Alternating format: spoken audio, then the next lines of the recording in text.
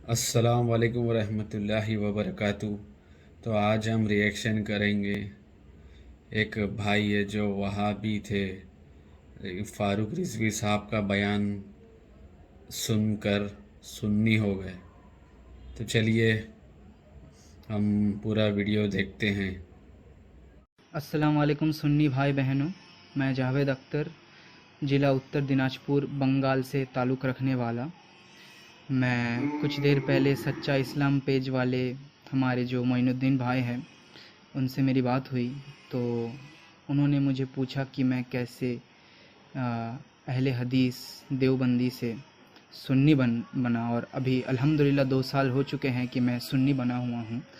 तो मैंने उनसे वादा किया है कि मैं आज एक वीडियो उनको ज़रूर भेजूंगा जहाँ पे मैं बयान करूंगा कि मैं कैसे एक गैर मुक़ल्लिद से, जबकि मैं 2 साल गैर मुक़ल्लिद रह चुका था और पूरे दम में मैं गैर मुक़ल्लिद था, जैसे कि आप बोल सकते हैं कि कट्टर गैर मुक़ल्लिद था, फिर भी मैं कैसे सुन्नी बना। क्या चीज़ वो थी जो मुझे इंस्पायर किया, या क्या चीज़ें वो थी जो मेरी आँखों को खुली, ये सब के ऊपर ही मैं बात करूँगा। तो जैसे कि आपको पता है कि गैर मुक़ल्लिदों का सबसे बड़ा अल्लामा इस वक्त जो है वो डॉक्टर ज़ाकिर नाइक हैं।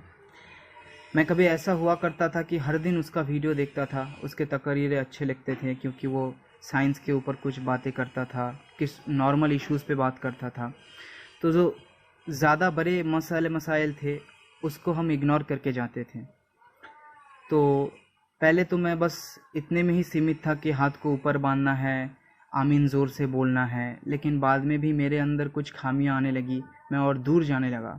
हाँ, अल्हम्दुलिल्लाह शायद कभी रसूल की गुस्ताखी नहीं की थी, इसी वजह से अल्लाह का करम हुआ और मैं आज फिर से सुन्नी बन चुका हूँ। मेरा तो हाल ये है कि मेरे जो अम्मू हैं उनके खुद दादाजी पीर साहब हैं, इंतकाल वो कर चुके हैं, उनका मज़ार है उर्स शरीफ होता है। मेरा पूरा ख़ानदान सुन्नी है, लेकिन मैं ही एक वाहिद ऐसा लड़का था अपने ख़ानदान में जो गैर मुक़ल्लिद बन चुका था, वो भी अपने कुछ दोस्तों के साथ। आज अल्हम्दुलिल्लाह वो भी गुमराही से बाहर है और मैं भी गुमराही से बाहर हूँ। तो आपको बताता हूँ कि मैं कैसे और क्या क्या चीज़ देख के उस गलत रास्ते से सही रास्ते पे आया हूँ।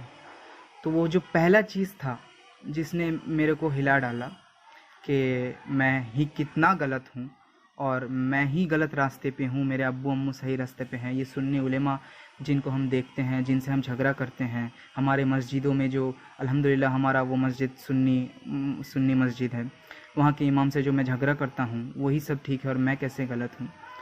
तो बात है 2 साल पहले की, जब मैंने एक हकीकत किताबे ही .com बोल के वेबसाइट से confession of a British spy and British enmity against Islam बोल के एक किताब को पढ़ा था। उस किताब को पढ़ने में मेरे को बहुत इंटरेस्टिंग लगा, क्योंकि वो पहले से लेके आखिर तक बस इतना ही बयान करता है कैसे उस ज़माने में ब्रिटिश मिनिस्ट्री ऑफ कॉमनवेल्थ जो है वो एजेंट्स अपने भेजता था मुसलमान मुल्कों में, ताकि वो हम पे कूट पैदा कर सके, हम में लड़ाई फितना और ये सब फ़िरकावारियाँ पैदा कर सके। तो उन्हीं में एक था हैम्फ्रे, और उसी का लिखा हुआ है ये कन्फेशन जो उसने मरने से पहले लिखा था, और ये तुर्किया से छप के आती है। तो उसमें उसने बताया कि कैसे वो जब वहाँ पे इराक या ईरान, शायद वो मुझको ज़रा पता नहीं, लेकिन कैसे वो इब्ने अब्दुल वहाब नजदी से मिला। जब वो छोटा था, इब्ने अब्दुल वहाब नजदी शायद 18 साल का ना हुआ था, तब से उसको पहचानता था। कैसे उसको मैनिपुलेट किया, क्या क्या उसको सिखाया ये गया कि तुम जाके दीन फैलाओ और दीन में कहो कि तुम जो कहो वो सही है और जो ये सब कर रहे हैं वो शिर्क है। तुम कहो कि कुरान को कोई भी पढ़ के समझ सकता है। एक बात गौर करने लायक है, हम डॉक्टर इंजीनियर बनने के लिए तो बहुत सारा पढ़ाई करते हैं, बहुत सारा पैसा भी खर्च करते हैं, लेकिन दीन सीखने के लिए, दीन समझने के लिए पैसा हम खर्च करना भी नहीं चाहते। लेकिन समस्या वो भी नहीं है, ये है कि हम सोचते हैं कि डॉक्टरी पढ़ने के लिए तो हमको मोटी मोटी किताबें पढ़नी पड़ेगी, बहुत सारी किताबें पढ़नी पड़ेगी, लेकिन कुरान कोई अदना सा बच्चा भी समझ जाएगा। आजकल तो आप देखते हैं वहाँ भी लोग करते भी क्या है, छोटे छोटे बच्चों को वो लोग अपने इमाम बना रहे हैं, उनके पीछे नमाज पढ़ रहे हैं, कभी लड़की के पीछे नमाज पढ़ रहे हैं। तो वो लोग बोलते हैं कि कोई भी कुरान का एक तर्जुमा उठा ले, बस समझ ले और हो गया, आलिम की ज़रूरत ही नहीं है दीन सीखने के लिए। ये चीज़ मेरे को अच्छी नहीं लगती थी, ये मेरे को उनमें खामी लगी। हाल तो यहाँ तक ही है कि ये जो वहाबी लोग हैं, ये मेरे को ज़रा देर से पता चली कि ये मानते हैं माज़अल्लाह अस्तगफिरुल्लाह कि अल्लाह का हाथ है, अल्लाह का पैर भी है, पिंडली भी है, ये सब ये मानते हैं, आँख भी है और चेहरा भी है, ये सब ये मानते हैं, जो सरासर एक कुफरी अकीदा है। इन कुफरी अकीदों से बचने के लिए ही शायद मैंने अहले सुन्ना वल जमात का दामन थामा है। और मेरे को पहले से ही पहले दिन से पता था कि ये सब अकीदा गलत है, लेकिन मेरे को ये नहीं पता था कि वहाँ भी लोग ऐसा भी सोचते हैं कि वो मुतशाबिहत जो आयत होती है, उन मुतशाबिहत आयत को मुतशाबिहत नहीं समझते और उनका एज इट इज़ जो मीनिंग होता है वही लेके गुमराहियत फैलाते हैं और ख़ुद भी गुमराह होते हैं। मुनाजरा तो ये करते नहीं, मुनाजरे में हर वक्त हार जाते हैं। यूट्यूब में मैंने बहुत सारे वीडियो देखे जहाँ पे ये मुनाजरा हारते हुए भागते हुए दिखाई दिए हैं। हमारे श्रीलंका के एक शेर हैं जो हाफिज एहसान कादरी नाम से जाने जाते हैं, उन्होंने जाकिर नायक को एक मर्तबा पकड़ लिया था और उनसे सवाल पूछा था कि कुरान में वो कहाँ है 25 आयतें जहाँ पे आपने कहा कि वसीला लेना हराम है, तो वो दिखा नहीं पाए। आज तो पूरे 5 साल 6 साल होने को है, अभी भी कोई जवाब नहीं आया उनके तरफ से या उनके पिल्ला और चमचों के तरफ से। तो यही सब चीज़ें थी जो मुझे अहले सुन्नत वल जमात की तरफ अट्रैक्ट किया था और यहीं से मैंने समझा कि हाँ, वही अहले सुन्नत वल जमात है जो हक़ पे है। 72 या 73 फ़िरका जो भी हो, 73 फ़िरक़ों में सिर्फ़ एक हम ही हैं अहले सुन्नत वल जमात जो आज हक़ पे दिखते हैं। ये रसूल के अम्मी जान को भी काफिर कहते हैं माज़अल्लाह। और जब इन्होंने रसूल के माँ के कब्र को ढाया, उनके मज़ार को ढाया, तो इन्होंने क्या कहा था कि रसूल की अम्मी की मज़ार शिर्क का अड्डा है।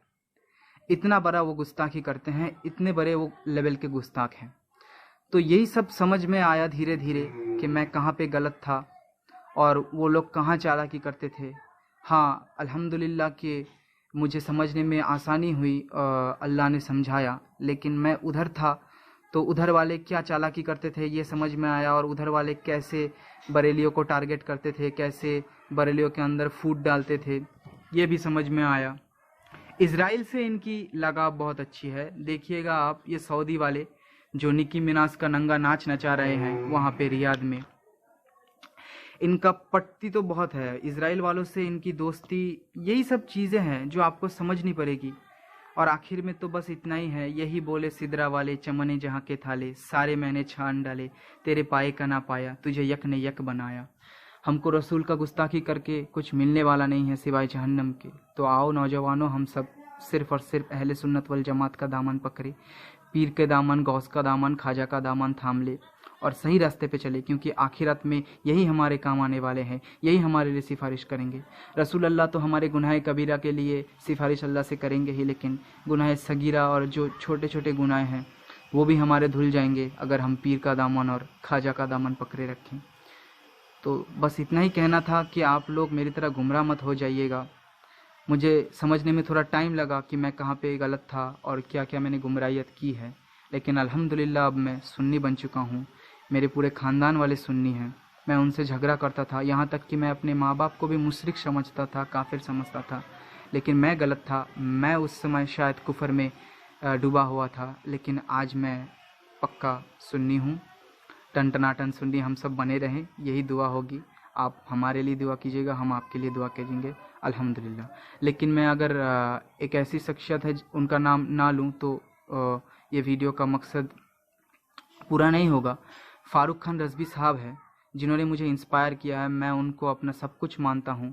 ज़िंदगी में उनसे मिलने की ख्वाहिश भी रखता हूँ। उनका वीडियो आप ज़रूर देखा कीजिए। सच्चा इस्लाम वाले यूट्यूब वाले बहुत अच्छा काम कर रहे हैं, इनका भी वीडियो आप देखा कीजिए।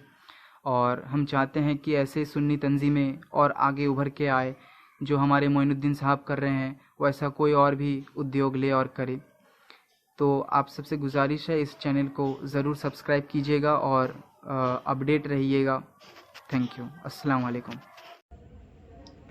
तो ये वीडियो ज़्यादा से ज़्यादा लोगों तक शेयर करें ताकि लोगों को मालूम पड़े कि अहले सुन्नत वल जमात जो है यही हक जमात है। और हमारा वीडियो कैसा लगा कमेंट करके बता दीजिए और मिलते हैं अगले वीडियो में। तब तक के लिए दुआ में याद रखें।